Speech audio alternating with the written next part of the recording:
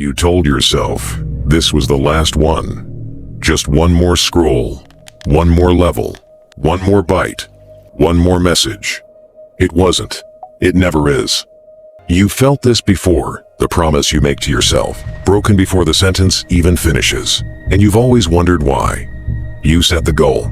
You made the plan. You promised yourself this time would be different.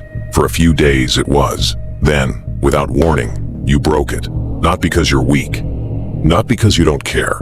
Something inside you overrode every promise you made and you couldn't stop it. What dopamine is doing to your mind? What if I told you this isn't a failure of willpower?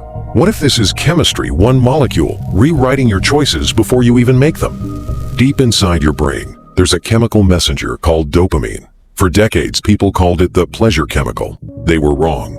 Dopamine isn't about pleasure. It's about wanting. It fires not when you get the reward, but in the moment right before it. The anticipation, the chase, the scroll before the next post loads. Your brain evolved this system for survival, to make you chase food, chase connection, chase safety. It was never built for a world with infinite scrolls, infinite matches, infinite levels. Neuroscientists call this the difference between wanting and liking. You'd think they're the same thing. They're not.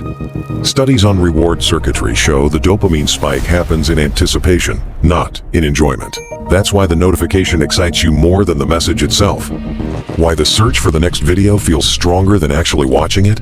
Here's the part nobody tells you.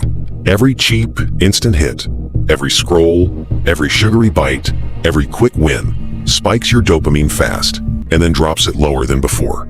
Your brain adjusts. It needs a bigger hit next time, just to feel the same.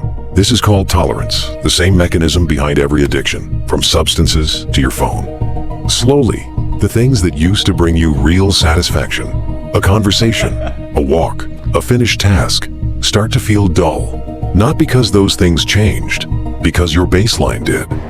This is why your goals collapse by day 4. This is why the diet fails. The game continues. The scroll never really ends. You're not fighting a habit.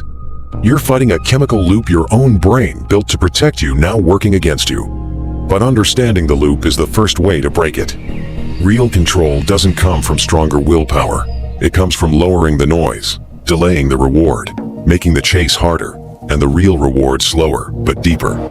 Give your brain time, without cheap hits, and your baseline resets. The dull things become interesting again. The quiet moments feel full again. This is the part within your control.